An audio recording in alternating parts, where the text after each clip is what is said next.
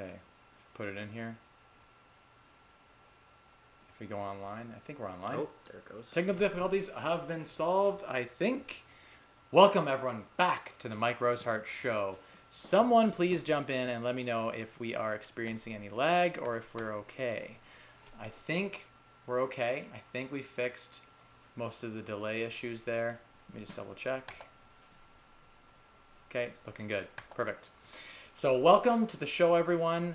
Thank you for jumping in and saying hi. I appreciate it if you found me on Facebook or Instagram talking about going live today. I've been going live for almost a year and a half now, every single Wednesday between 7 and 8 p.m. Usually I'd start at 7 or 7:15, depending on technical difficulties. Every time we sign up for the show or we get it all set up, something goes wrong. It's just like the nature of it. The only way it never goes wrong is if I take my phone and I go live like this, which is always an option. I always have it as a backup. But we are live, and so thank you all for jumping in.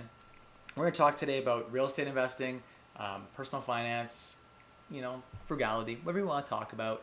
Bring the questions. If there is an issue with the audio or video at any point, simply jump in the chat and let me know. But thank you all so much for watching. I think the other video we were just a minute ago. Yeah, thank you. Yeah, the pictures do look. We got the pictures actually mounted on the wall now, so that's kind of a cool thing. And even planted like a little $100 thing here and set up our little YouTube special tin YouTube cups. So we're working on the set design a little bit. I've been thinking of taking the show and making it one of those shows where we take. So I was watching Meet Kevin's stream last night where he's playing World of Warcraft, and I was like, that looks like a lot of fun. Whenever I stop having fun with something, I need to make a change. And for the last year and a half, I've been doing this show, and it feels like, we're not really progressing. Like the show isn't getting more views. The same core guys tune in every week, and it's fantastic. I love that about it. But maybe I need to delete the other show. It's still live. I don't know how to do that. If you can, maybe on your laptop you can delete. I think there's 2 shows live right now. I just got a message about that on my phone. So I don't know. Maybe the old ones are recording. People are clicking on that one. But anyway, we'll get this technical difficulties sorted out. The beautiful thing about not relying on YouTube as a main source of income is that we can make mistakes, and it's okay. That's just the nature of what it is. So bring your questions. If you are just finding the stream, jump in and say hi.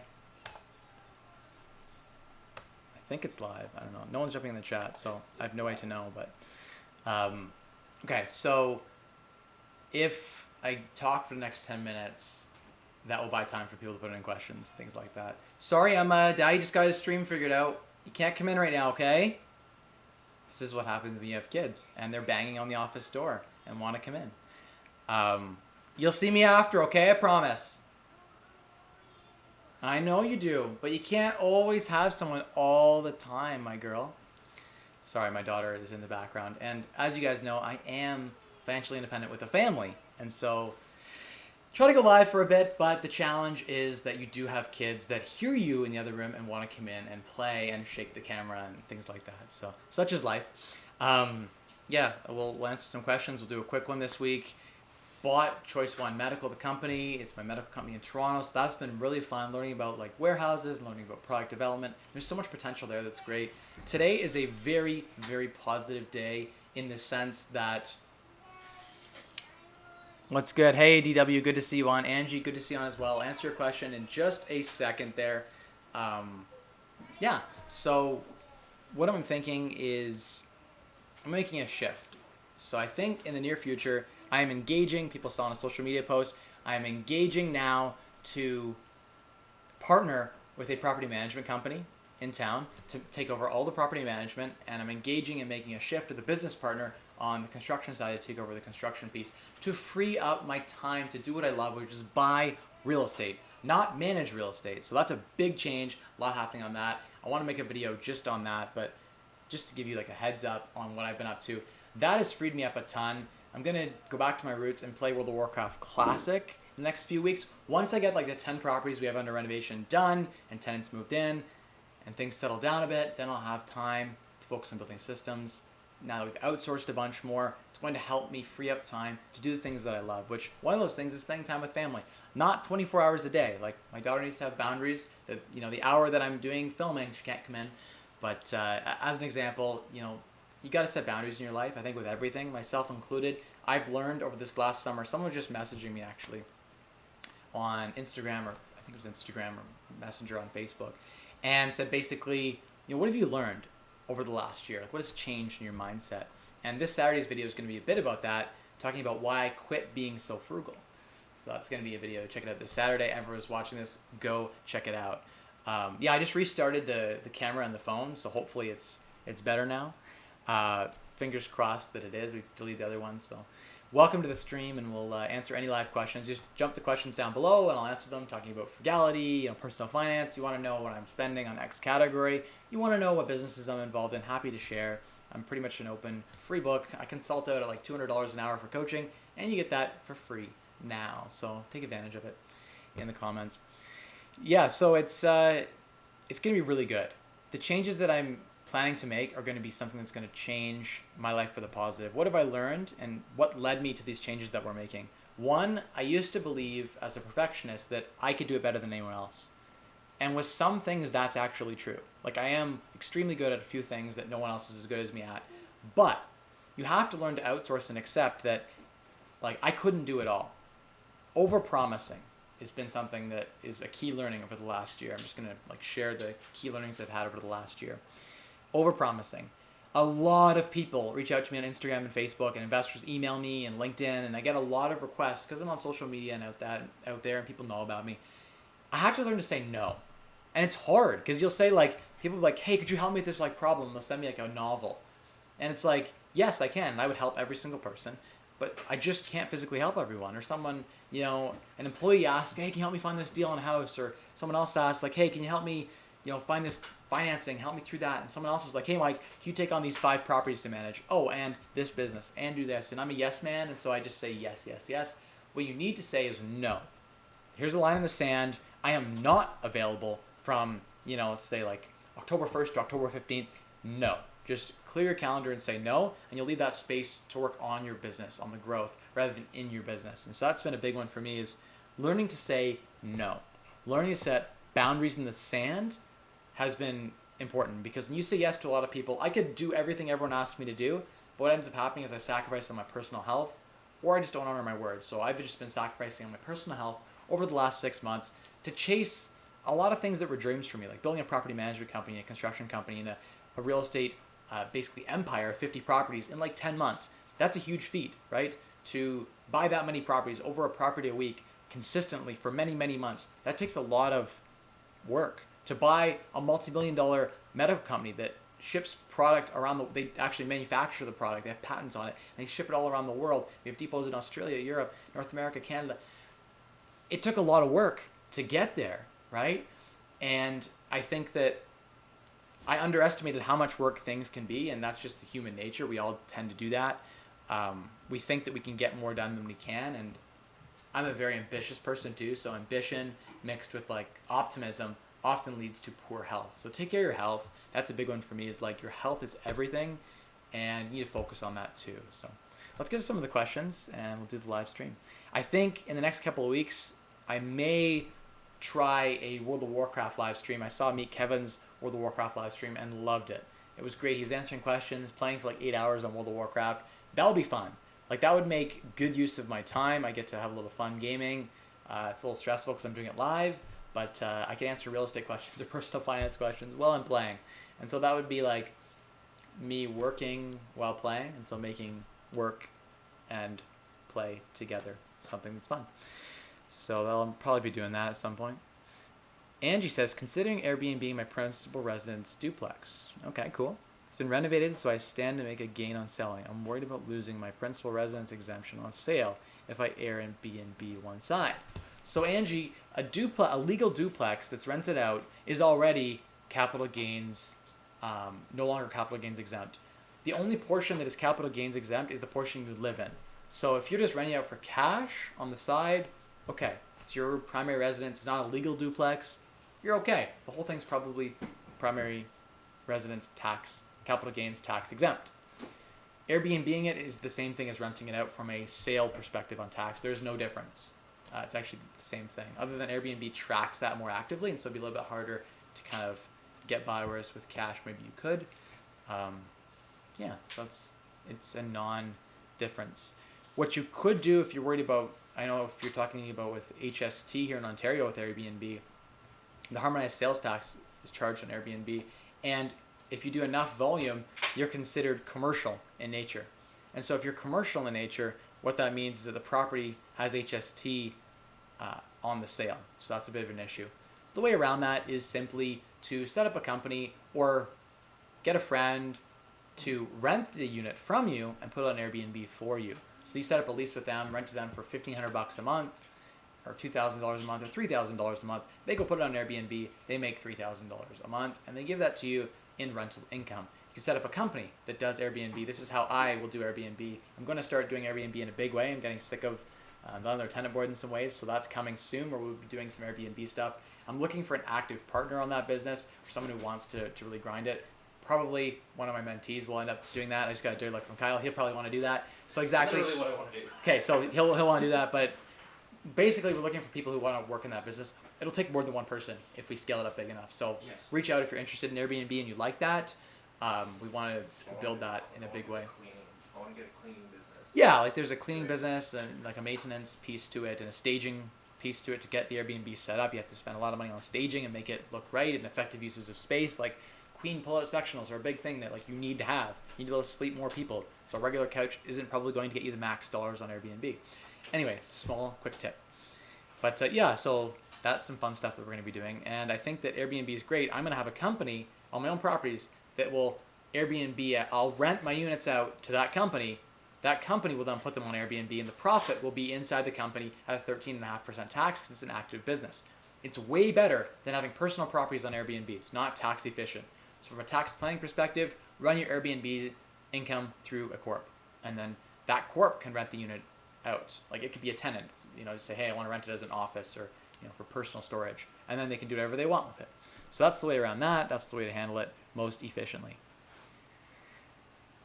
DW, good to see you on. Port City Trading Desk. How to negotiate a better deal. 4 units with net income of $16,000. Prices at $219,000. Is fully rented, but it is a bit run down. Okay, so how do you negotiate a better deal on a 4-unit building that's $219,000 with net income of $16,000? So I don't know what the rents are. You have to kind of look at the rents there as well. That'd be an important piece because some people are selling based on the rents they can get and they don't care about the net. So that's something to think about too in your negotiation process.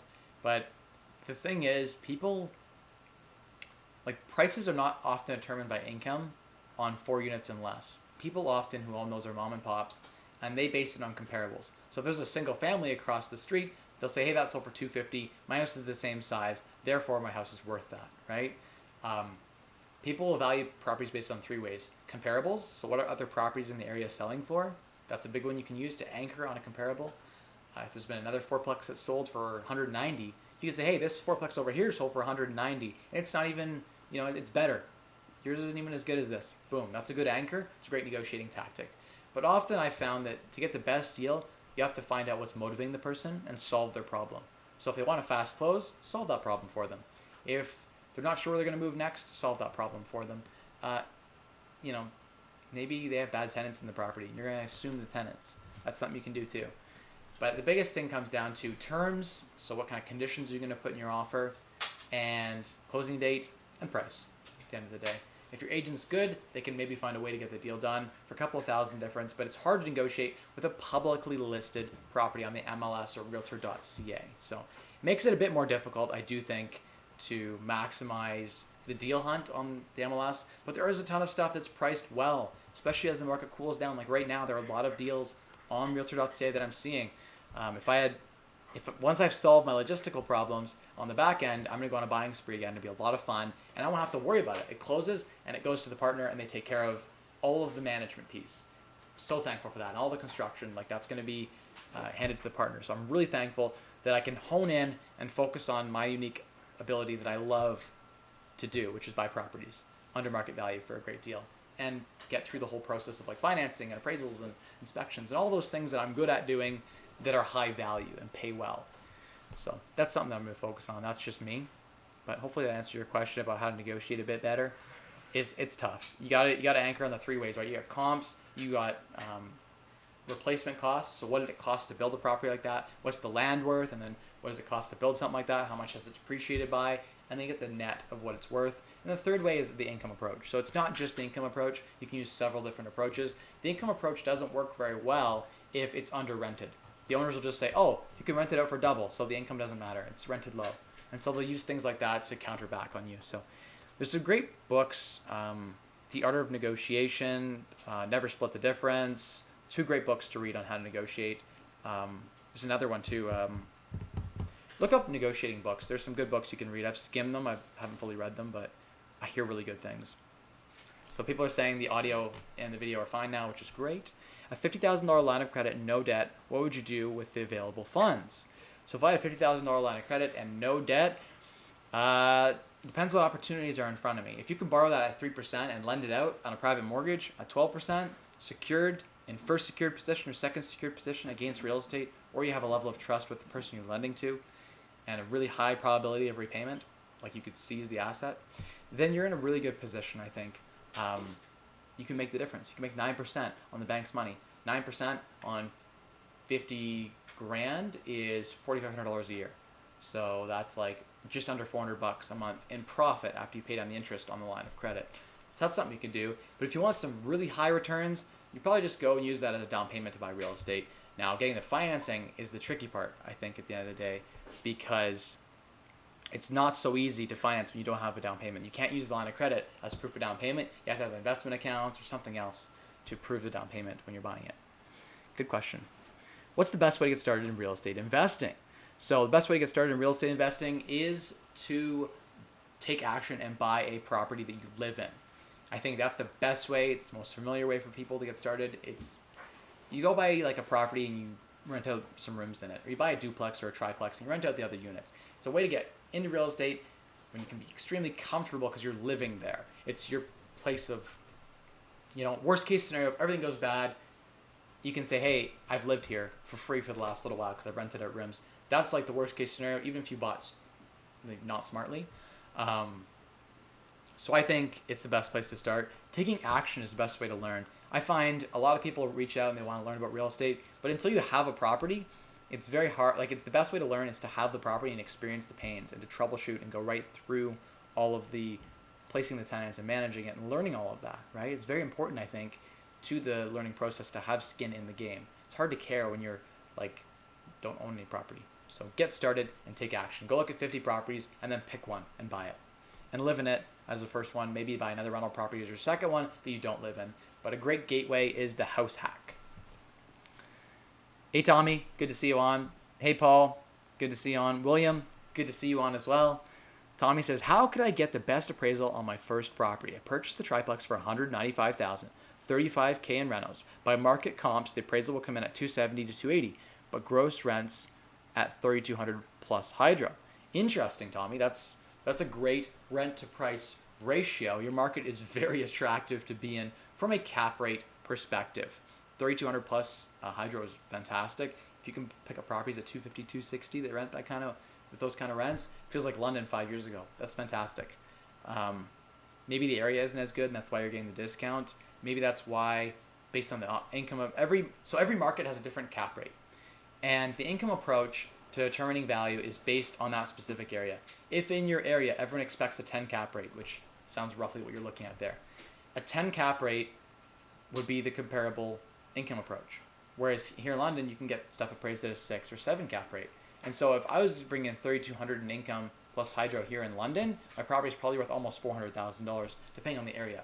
Maybe in your area, that obviously it's worth $270. So how do you get a good Rockstar appraisal? You watch my video, how to get a Rockstar appraisal. It's one of my first videos that I did about how to get a good appraisal. Check out Austin, go look up him on Instagram, one of my mentees, great guy.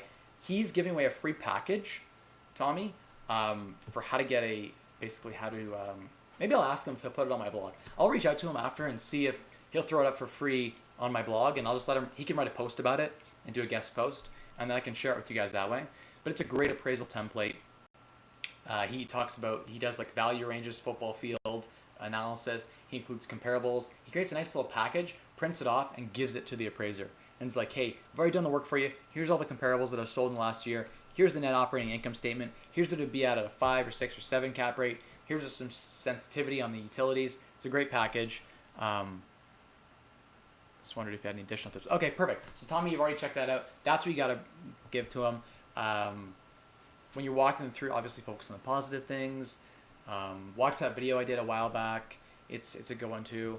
I can't think of anything additional to add at this time, but it comes down to making the best business case you can for your property. So William says, question of the night, job switching tips. Oh, question of the night, and then period, job switching tips. Okay, so William, I think it's a tough one because changing jobs is never an easy thing. It's hard. There's the emotional piece of like you identifying with what you did in your old job to what you're going to be doing in your new job. That can be difficult. In general, I think the switch has to be about fulfillment or money for the most part. Like you either are going to enjoy the new job more or you're going to make more money at the new job. And people understand if you leave and find better employment. Like if I had an employee come to me and say, hey, I got a way better job doing something I love as opposed to doing whatever I was doing for you and I didn't enjoy, and I'm going to make more money, I would be happy for that person. And every good employer is happy when their employee finds a better thing. Now, I always, like as an employer's perspective, when I'm thinking about it, I want my employees to develop within my company and be the best person that they can be. And so first thing I would do if someone was telling me they're going to leave, I hope they would reach out to me first before making the decision. So you should probably think about reaching out and having those conversations with your manager and say, hey, I got a really good opportunity come my way. Can we talk about advancement, talk about, a shift in my work duties? And if you're good, they'll make those shift for you. You don't need to accept the other job offer. So that's something to think about. No problem, Tommy. Happy to help. So the next question is, if you make about $63,000 in employment income, how many deals do you think you could get into before the banks would give more mortgages? So Port City, it's a good question. I think that in general, it depends on your debt service ratios. So talk to a mortgage broker, get a pre-approval to find out. But what I've found is that if you're buying really strong cash flowing properties, it gets easier the more properties you buy. So the second, third, and fourth, and fifth properties, you have that strong income that you're claiming. It helps you to buy, when you're at your second property or third property, to buy your fourth and fifth. You will hit a wall when you hit to 5 properties at most banks. It's when you switch to credit unions, switch to Scotiabank as a program that allows up to 10 properties. So there are options. I do think that $62,000 is a ton. You could probably buy a $300,000 house if you don't have any other debts. But it depends. If you have car payments and you have line of credit or credit card debt, that would bring down your income servicing ability. So something to think about and consider. Best tips for being an ambitious real estate investor and a great dad or husband. Real estate investor dad. I like that. It's a good name. How do you do it? So you manage by blocking off time for your family. Like after this live stream I get off here, I am dedicated for the next 2 hours to my daughter. We do playtime after this, then at 8:30 we do bath time, we do story time, read a couple of books. There's a whole thing that we do. You have to make the time for your family. That's really important. I think even if you have the money, I will always work to show my kids that work ethic is important. Fulfillment is important, and so I will always be engaged. And I think that building a business for your family and building a legacy, that's something that truly does inspire ambition in your children and shows them that, it's just a good thing to work. Just doing nothing is not great for your kids either. But at the same time, being a real estate investor can pull you at all hours of the night to chase problems. You got to set your phone down and block off time for your family. That's important. That's how you balance the two. And same with like your own personal health. Balance out, like block off time for yourself. That's how you balance out your personal health with your work. Like say, I'm not responding to my phone from like 5 p.m. until 9 a.m. tomorrow. Taking the night off. That's okay to do that. Okay, next. Mike, you're great. Oh, thanks, Brazil 3 plexes. Appreciate that. Tommy says thanks. Hey, no problem. Happy to help. Can I get them removed? Okay, so my credit in this Equifax has 4 inquiries. TransUnion has 3. Experian is 18. Every time I apply for credit card, it goes on Experian. So every time you apply for any credit of any kind, you watch my 2 videos that I did a while back on how the credit score formula works. It hasn't changed dramatically since I made those videos. So watch those 2 videos out, Factory. By the way, great to see you on the stream. It comes down to, oh, thanks for the super chat. Brian Larson sent $3. Thank you. We appreciate that. That is meaningful. Everything counts to go towards the equipment and to help us keep this alive. Okay, so how does the credit score formula work? Every time you apply for credit, it will ding your credit score within about 30 days. So if you apply for credit right now, you apply for 4 mortgages, no one's going to know for about 30 days. You could apply for a whole bunch of products all at once and then get dinged. It costs you about 3 to 4 points off your credit score every time you apply for something. That rebounds within 3 to 6 months. So applying for a bunch of credit isn't a bad thing. It's a temporary drop in your credit score, but it will come back. And it will come back stronger because you have more credit available. And if you're not overutilizing it and you look at the equation, then overall your credit will be stronger. So it's a short-term loss. Wow, another $3 from Brian Larson. Hey, Brian, send your question in. Looking sharp, Mike. Thanks, Eric. Appreciate that. Definitely trying to wear the suit and got the Canada. Rocking my superpower, which is, I don't know what my superpower is. I guess I'm an astute investor because I'm straying from my frugal ways. You know, I'm like, as my income rises, I keep having to spend more to stay at a 90% savings rate or 80% savings rate. Brian, appreciate it a lot. You deserve a question answered. 2 $3 super chats. Okay, so can you get them removed? If they are valid inquiries, no. If they were fraudulent inquiries, maybe. I've reached out before and had that, like, have an issue where I applied for a card and they inquired twice and put 2 inquiries related to one application, which was weird, and I couldn't get it removed. It just was what it was. Is it worth your time? I'm not sure. That's up to you. Love it. In my opinion, time blocking is the only way. Thanks so much, Mike. The other thing that I do that makes me unique, and some people might find this weird, but like, I'll give you an example. So this morning I got up at like 10 o'clock and we went out, and I went to really late, but we went out, or no, I got up at 9:30. Anyway, so got up and went out and looked at a bunch of the properties. I brought my family with me. We packed up the newborn, packed up my 3.5-year-old daughter, and I told my daughter that if she was good, as I went to every site and checked on, I had to go and talk to the main contractor on that site, on every site, that I would give her an ice cream after. And you guys can check my Instagram at Mike Rosehart. You'll see what we did. You get a $1 ice cream from McDonald's in a cup. Ask for it in a cup. They literally take the cone, they drop it in a cup. Then I pull the ice cream out. Still got ice cream in it, but some of the ice cream's left in the cup. I give the cone to her so she gets not a full ice cream from McDonald's because there's a lot of sugar. Give her that. I put peanuts because peanuts are free at McDonald's. I get 3 things of peanuts. I put fresh roasted peanuts on top of the ice cream. And then in the cup, I create a sundae with 2 things of peanuts, and we enjoy 50 cents each an ice cream. So that was the reward for her, and kept her kind of in check as she was running around. And I brought her to the sites. Went to my lawyers to sign. We're closing on another property. Mentee is closing on a triplex. Another mentee is closing on a large duplex property this week with a vendor take-back. So creative solution where we got vendor take-back. I'm excited to share these videos coming soon about how I'm coaching the mentees through building their own real estate portfolios and unlocking financial independence for them. So that's really cool. I like to bring my family with me. That's just been my way. If my wife's with me, often I'll be able to negotiate a bit better deals with tenants too. If I have my daughter like on my hip and I'm holding her, I'm talking to the tenant, I felt like they're talking their ear off. I'm like, oh, I'm sorry, I gotta go. You know, my daughter's like running around, I gotta go. And so it gets me out of the property, keeps me efficient, keeps me on point. And at the same time, my daughter gets to see me working. In between driving to properties, I now have my family with me, get to spend like 10 minutes of family time. That's big for me. When I go to Toronto to work in my medical company a day or 2 a week, I like to bring my family there too. If I go on trips, I want to bring my family too. Most people just have downtime and like will call from the hotel their family. I want to bring my family with me and have them there for that downtime. That's important to me.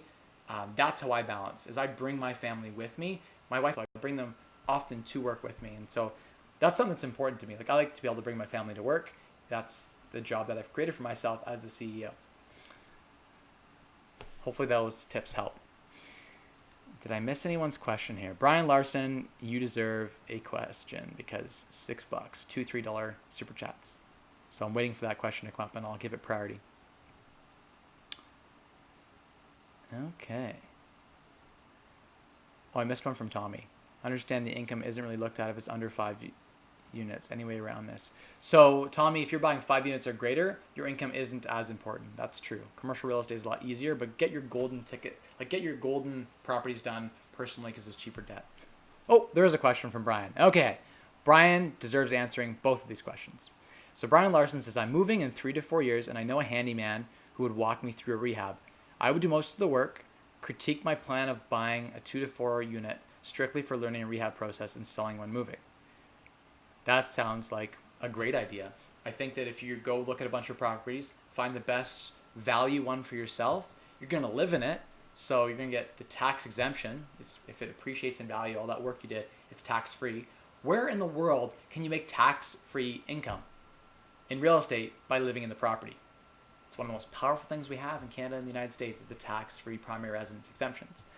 Yeah, it makes sense. If a contractor buddy's going to help you out, get you renovating, that's a great way to learn. I chalked up my first deal to learning and experience. My first property in early 2012, I bought a property. It was a 2-bedroom, 1-bath. I converted it into a duplex that was a 4-bed, 3-bath. So I added washrooms, jackhammered the concrete.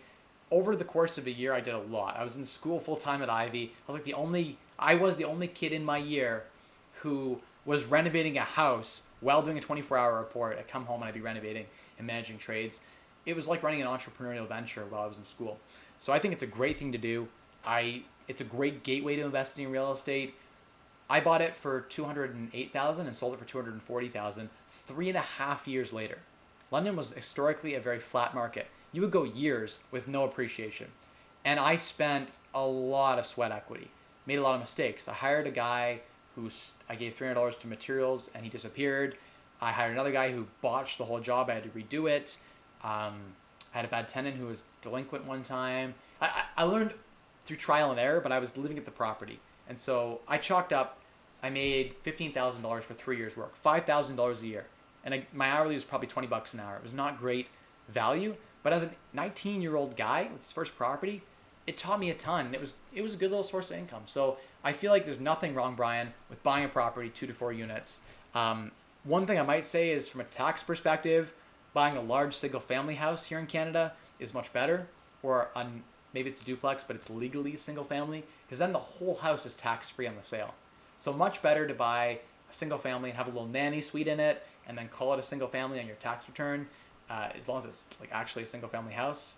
Physically, it doesn't have to be, but zoned single-family, then you're in a much better situation. I think those make way better first property flips, and they're 100% tax-free. Instead of a triplex, it would be like 40% tax-free, because the other 60% you aren't occupying, right? Unless you claim that you're occupying all 3 units, in which case you could make the argument to the government. But definitely, that'll be the only tweak I would make, would be try to find a nice single-family house as a second unit kind of thing for the tax purposes. But nothing wrong with that at all, Brian. Great way to get started investing in real estate. Big fan of the house hack. It's even if you made no money, which you'll probably make money, but even if you made no money, it's cheaper than a degree and way more valuable. So you're in Iowa in the Midwest US. Great area to be investing in. I love the Midwest in the US. Cash flow is fantastic. House prices are low to the income. And pretty solid fundamentals overall. And currently on the last year of college. Amazing. So your time isn't yet very valuable. You're in college. So making $30 an hour on your own personal project with no boss, that's not a bad proposition, right? And you get to learn a ton at the same time. It's like an apprenticeship. Nothing wrong with that at all. I could find the time. Perfect. 21 years old. You're a male nurse and determined to be a landlord. Brian, that's awesome. I got a buddy of mine who's a male nurse as well. Nurses I think in the US are paid well. I don't know. But in Canada, they're paid extremely well. Like a good registered nurse, like an RN proper, or like a nurse practitioner here will make 6 figures. So it's a very good paying job. Very stable. Healthcare is only going to get better. That's why I bought one of the reasons I bought a medical company. We make products to help CPAP machines basically ensure people don't die in the middle of the night with power outages and things like that, and accessories. And my dad has sleep apnea, and my uncle as well. So it's in my family, and so it's something that I was passionate about. But the medical industry in general, I'm extremely bullish on investing in medical in any way. So great industry to be in. As a random aside, I like the medical field in general. People are aging, obesity's at all-time high, baby boomers are old, and they have money. And so healthcare, great industry to be in. Thank you, Brian, for both the questions. So I'm going to jump up now And if you super chat, you get your question answered first. That's the rule. Okay. Gulliam L. I might have screwed that up. Gilliam. Hey, Mike, you said that having a diversified portfolio is important. That is true. There is safety in diversity. Is there any danger or risk in being over diversifying? Do you speak French? Greetings from Quebec. Petite, like a very small amount. Petite. No, I'm not gonna try to speak French. I took French in school, so like I can understand a small amount of French if I read it, and if someone were to speak to me in French, I can understand 1 in every 4 words probably.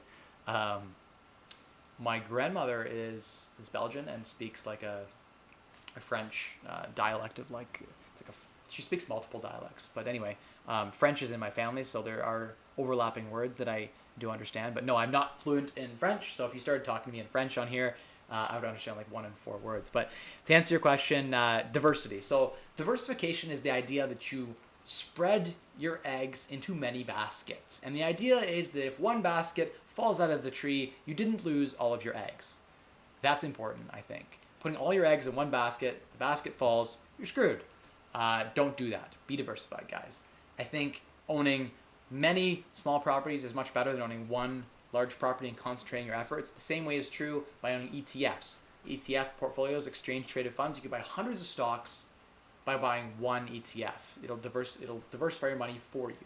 I don't think it's prudent or smart to go buy 5 stocks and say that's my whole portfolio is these 5 stocks, like Apple, Tesla, just picking companies, maybe some energy stocks, and that's it. No, you should have a diversified portfolio of like hundreds of stocks, because when things go down, you're stranded. If you have one property, for instance, and that's all you've got, it goes vacant, you're carrying the cost. If you've got 20 properties, one property goes vacant, you have 19 more to carry the cost. So there is safety in diversity. Can you over diversify? I don't think so. I don't know that exists. Hey, super chat, $10. Thank you, Brian Larson. Awesome, man. Thanks for the advice. You taught me most of what I know about rentals and probably changed my life. Thanks for the kindness. I'll stay in touch and hope to keep connecting in the future. Brian, thank you so much. That was a great comment. I really appreciate that. It means a lot to me. The super chats go to Kyle and keep the lights on here. So that does matter a lot. YouTube takes a little bit too, so it incentivizes YouTube to push the chat to more people. So I do appreciate that, and I'm happy to have helped and influenced you along the journey. That is why I started this channel. Like, it wasn't about the money. It still isn't about the money. It's about helping people, and so helping yourself, that's amazing. Follow me on Instagram if you have Instagram, and I'd love if you just message me or like share, tag me in a story. If you guys have Instagram and you're doing real estate investing and I'm having an impact in your life in any way, or you're being frugal and you just got a deal on something, you just saved 10% on something, tag me at Mike Rosehart on Instagram, and I will share your story on my story for all my fans to see. And so there you go. If you don't want me to share it, just say, hey, I don't want you to share this. Just like remove my tag. And anyway, I like to share it because when people who follow the advice have success, it's good to share that around. Then other people will take action, right? It hypes the movement, the FIRE movement. So Brian, thank you so much. I'm glad that I had an impact on your life, and it makes me feel like I'm not doing this show for the last year and a half, an hour and a half every single week for nothing, because I'm having impacts in your guys' life, and that's important. It means a lot to me. Thank you for that. I really do appreciate it. I'm glad to have helped, and keep me updated with how it goes. I'd love to see pictures. Shoot me a message on Instagram and show me the pictures. Keep me updated. If I can help, I will. I'm under a lot of pressure and stress, so I can't promise that I can help 100%, but I will do my best to help where I can. Okay. Next question is the best banks to get a mortgage in general. I heard Modus Bank has 2.49%. It is an online bank. TD quoted me 3.19, but I don't like them. They only give me $240K with a credit score of 750. So Port, it's less about the credit score after you get to a certain point and more about your income servicing ratios. And so I do on the side financial coaching to help people get financing when they get no from the bank. I teach them how to get a yes. I have specific investors who went to the banks and got no's, and then after got mortgages like $500,000. So that's one of the things I do on the side is the coaching to help people get financing. It's like one of my God-given skills is like how to get 10 mortgages from the A-lender banks. What banks do I like? I'm really bullish because Scotiabank is really bullish on rental properties. So I like Scotiabank. I like CIBC in general. I like RBC. CIBC's been a lot less bullish lately. I'm not a huge fan. Scotiabank's still extremely aggressive. RBC goes up to 6 units on residential mortgages at great rates. The place to go is ratespy.com. They don't pay me at all. They're way better than RateHub. Ratespy.com. I wish someone could a bunch of my followers reach out to ratespy.com and say, hey, I heard about you from Mike Rosehart's YouTube channel. You should do an affiliate program with him because I love them. They're fantastic. I want them to do an affiliate program. I need a link to put in all of my videos. And I need you guys to reach out on my behalf to get that done. So that's an ask I'm going to put out there to people. Go to ratespy.com. It's my favorite place to find the best deals on mortgages. Yeah, there's some really sweet deals on mortgages right now. Okay, now we're going. It's 8:01, so we're getting into the lightning round where I go really quick and I do like a Jim Cramer's. You guys ever watch the show on it's called Mad Money? Jim Cramer did it for like a decade. I used to love the show. He'd have all these buttons he'd hit, and he'd be like, "It's time for the lightning round." He's like, "Stock tips, blah blah blah." Check the show out. Jim Cramer runs the show. I think he still does it now. It's been like 15 years. I wanted like my end game when I was like 18 was going to be me being like 29 years old. Couple of $1 million stock trading with like 3 screens and then having the TV on to BNN, Business News Network, watching shows like Mad Money with Jim Cramer. I just like that kind of stuff. Been too busy and making too much money in real estate to worry about stock investing right now, and you need to develop an edge to make any money in stock investing, and that takes 40 to 50 hours a week. I don't have to dedicate to it, and so I just buy ETFs and stay diversified. But anyway, I've heard good things about Modus Bank. They give a free credit score too, I think. I've heard good things. Same with EQ Bank. Check them out. 2.49 sounds great. I don't know what the term is. If that's a 5-year fixed. I'm a big fan of the 2-year fixed, personally. Get some really dirty. There was a 1.99% 2-year fixed I saw popping up, which was really dirty and attractive. I'd be all over that. Hey, Mike, do you think one of your minions will buy my house? I sent info to mrosehart at rwholdings.ca. Minions is the wrong word, Tyler. Mentees is the right word. They are not minions. They are in a mentorship program. They are not lesser human beings. Minions, like, sounds degrading. I may have seen that email, but I got like a dozen emails. I probably missed it. Tyler, I think, right, Hamilton. Send me the information, and you did send me the information, but send me a little bit more information and a time you want me to come down, and we can come down and take a look. After this stream, Jonas, Michael, or Kyle, if any of my mentees are watching, poke me. Brandon, if you're watching, any of you guys are watching, poke me after and we'll look at that email and we'll see.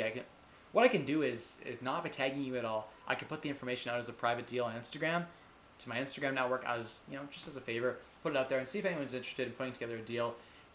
Send me the information about the current mortgage on it because I'd be curious to see if there's a vendor take-back option that was available. That would be really attractive. You can get a maybe even higher than market purchase price, maybe 105% of what it's worth, because you're going to provide a vendor take-back mortgage and they can get in with very little money down. You know what I mean? Put in some money down, you hold the first mortgage on it. If anything goes bad, you just take the property back and keep their down payment. So there you go.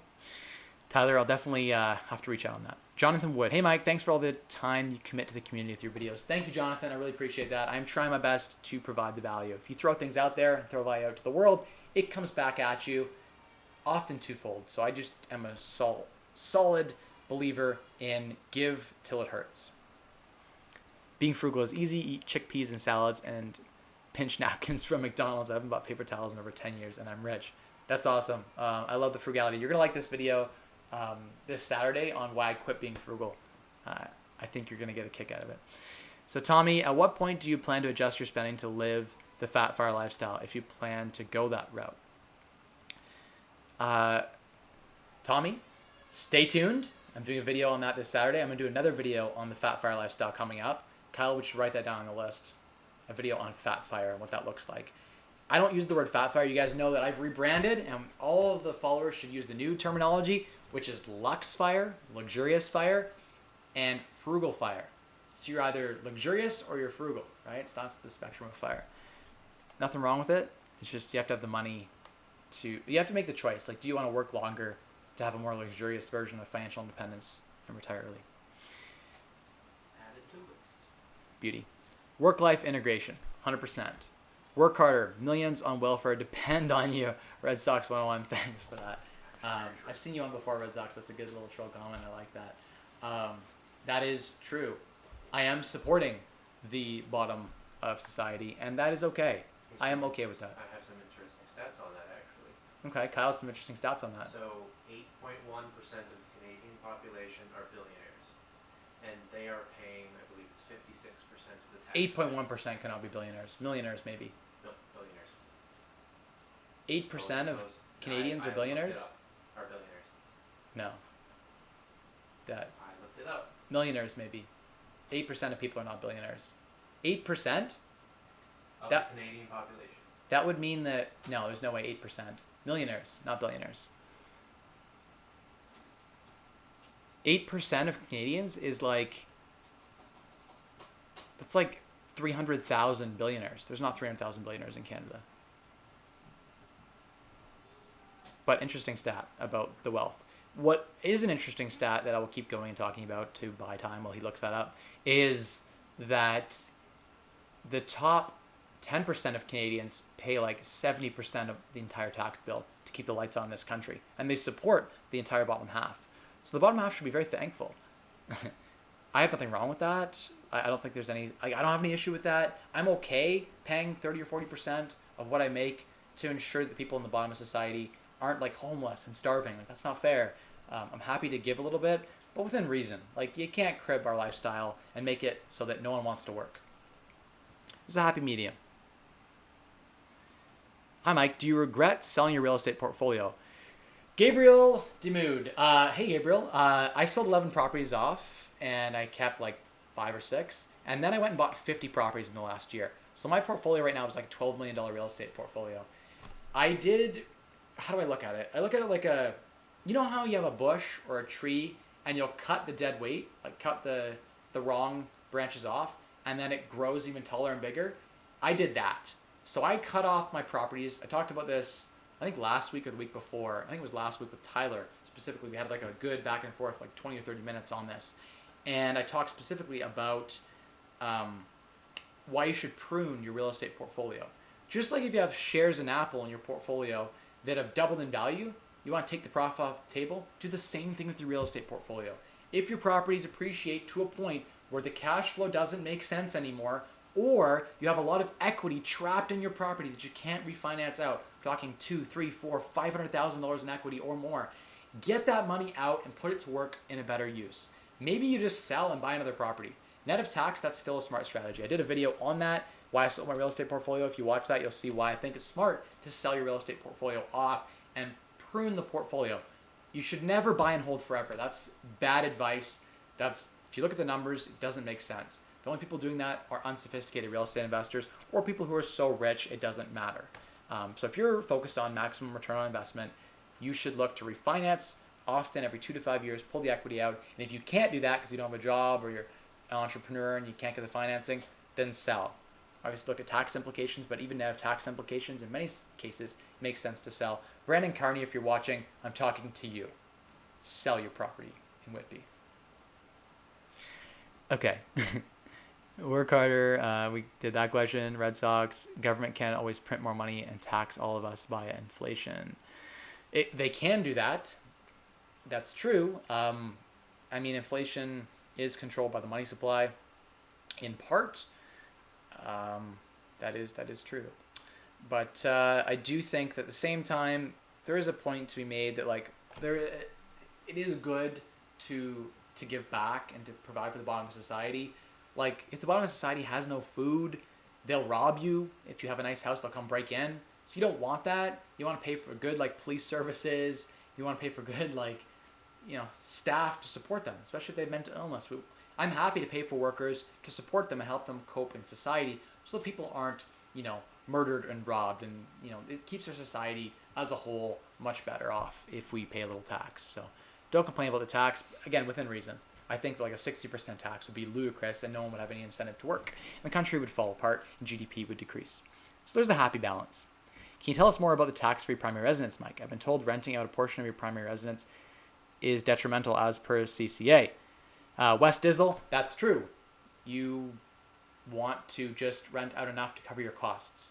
If you're not profiting, you can look it up. If you're renting out like a bedroom or two or like a small, like, a couple of bedrooms or whatever, and it's not even covering your expenses, you don't even need to claim that. If you're not profiting, if you're at a loss, you don't really have to claim it. Look that up. You can, in your primary residence, you can rent out a bedroom and you don't have to claim it if it's a small amount. So yes, it does affect things. If it is a duplex or triplex, you don't get the whole thing tax-free. That's why I like single-family mansions. My next house will probably be a $2 million mansion, and maybe I'll have rooms rented out and people staying with me, and I'll be using the house for some business uses as well or whatever, but on the tax purposes, it'll be my primary residence, and I'll just be using it for personal, so I get that whole tax-free gain. That just makes more sense, I think, at the end of the day. We are converting to a single family to a duplex. I wouldn't bother if you're living in it. Just leave it as a nanny suite and keep it a single family. It'll affect you negatively from a tax perspective. If you're doing that though, make sure you get the property appraised, because that's when it goes from being 100% tax-free to like whatever percentage of the duplex you're living in tax-free. So if it's 60% is your unit, then it goes to being 60% tax-free. So get it appraised for the max amount you can, and then have that and show it to the CRA. Say, hey, from this period to this period, I lived in 100% of the dwelling, and then from this period to this period, I lived in 60% of the dwelling. So I got 60% tax-free here, and then 100% tax-free from this price to this price. There you go. Thought I was going to miss it. You didn't miss it. How to save? You're on. Wait, so selling a primary residence is tax-free, so I keep all the equity on the sale. Yes, 100%. If you bought a property for $200,000 in Toronto or Vancouver, and it's worth $2 million today, you made $1.8 million 100% tax-free. If you are a Vancouver or Toronto resident, I read an article, it is the #1 source of income. You will make more from owning a house over the last 10 years than most people have made it from their entire time working.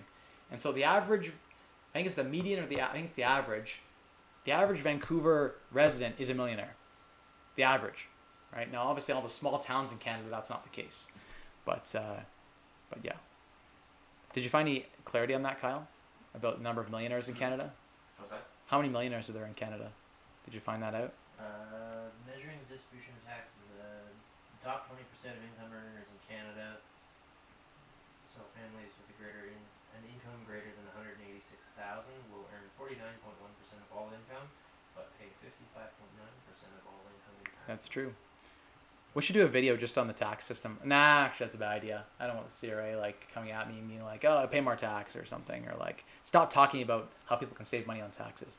I'm sure that like accountants that probably save people a lot of money probably are hated by the CRA. Pay your taxes. Rah, CRA. Leave me alone. If you're the bottom.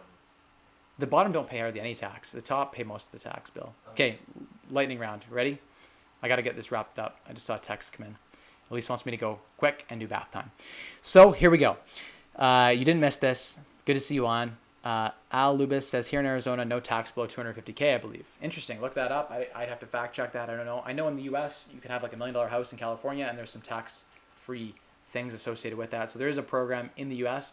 The Canadian one is better. It's unlimited. If you buy a house for $2 million, you sell it for $10 million, you get $8 million for your primary residence, $8 million tax-free. It can be the largest tax shield that exists in Canada.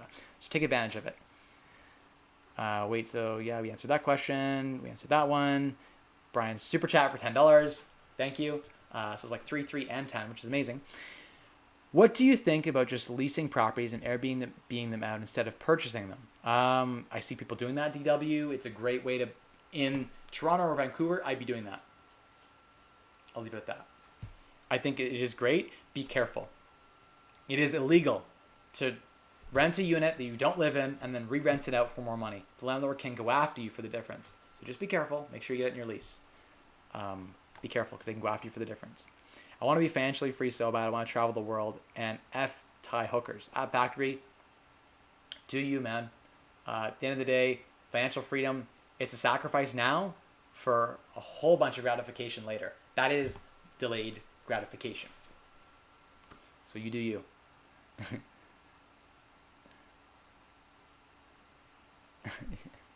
People laugh and he says, I'm sorry, you're right. I hope you achieve them.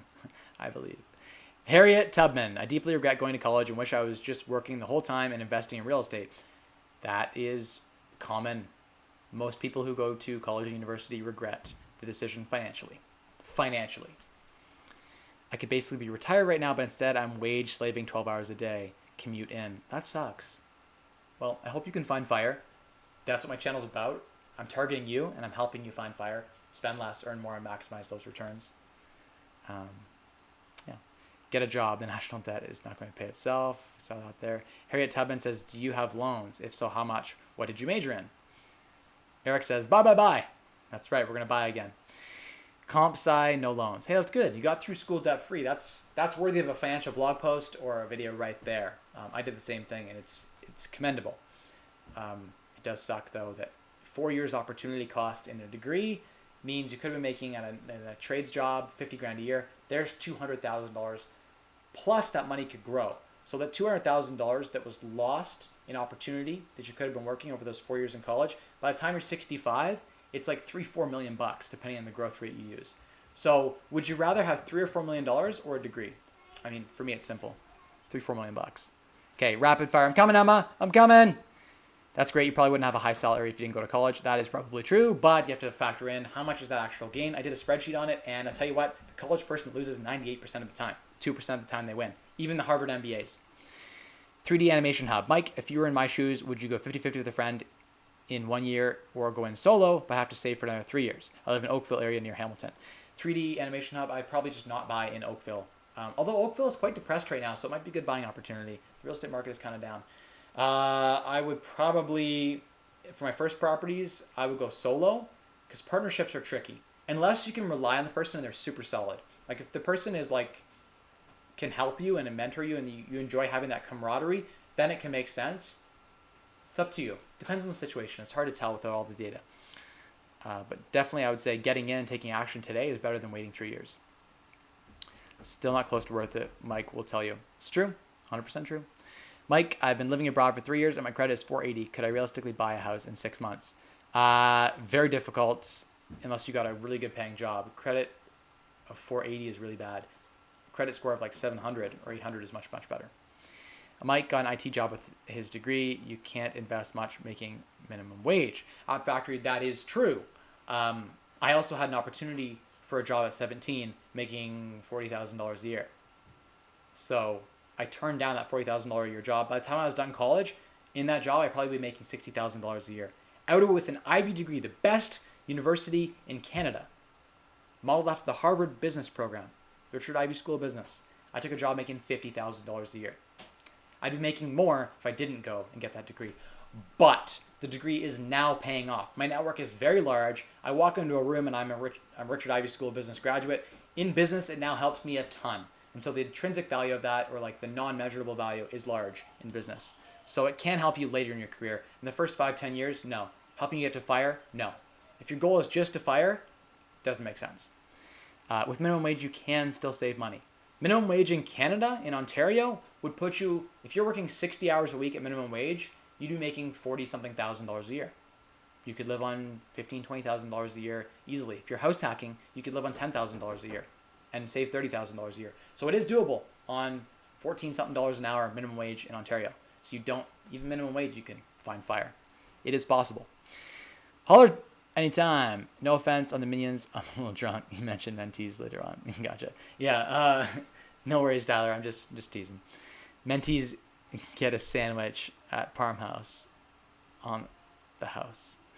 Wrong. Not my fault if they don't work. Mike's family was on welfare too, bro. We need a social safety net. People can start at the bottom and go up if they have a little help. That is true. I'd like to see the program redeveloped to help people who want to get out of the social bottom. And I think handing people money is not a good solution. I think handing people jobs is a good solution. I would pay for a program to pay for someone to literally sweep a street. Like a low value adds not much value to society, but at least they have to work for the money. They have to do something to volunteer in the community for money. That should be a requirement. Anyway, I'm not going to get into the politics of that on this show. We're out of time, and my daughter's banging on the door. Mike's family is on welfare. We're able to find a property manager yet. Mike, yes. Hugo, yes. I'll be in touch soon about that. We are going into a partnership that is going to change everything so I can hand the operations off, and it will be much smoother than it's currently going, and it's going to be really, really good. So I'm excited for that to scale up and do what I do best. I'm wrapping it up.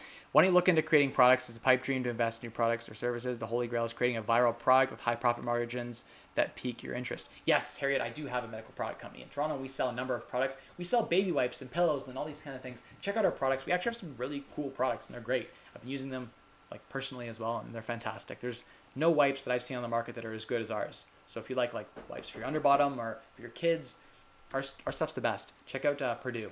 Go on Amazon, check those out. We manufacture them, and they're really good. And they're like, no chemicals and all this kind of stuff, and aloe vera, all this kind of stuff. Can you tell us more about the tax-free primary residence, Mike? I've been told renting out a portion of your primary residence is detrimental. We answered that question.